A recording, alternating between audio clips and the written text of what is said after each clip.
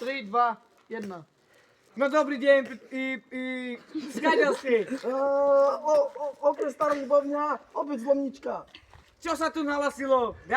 Dáke patranie? Áno, že taký špinavý kokot. že sa volá nejaký špion, či čo. Jaký špion do piči? Je taký hlupý kokot. A prečo si mu nedal do zadku? Teraz vysílame TV Joja Markíza.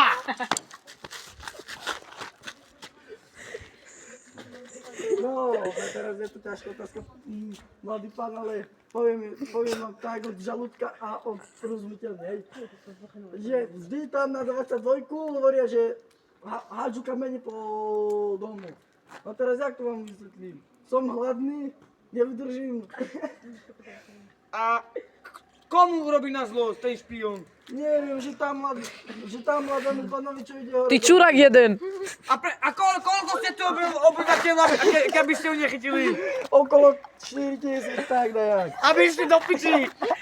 Všetkým. More, veď vieš, starostka na piču nerobí nič, iba...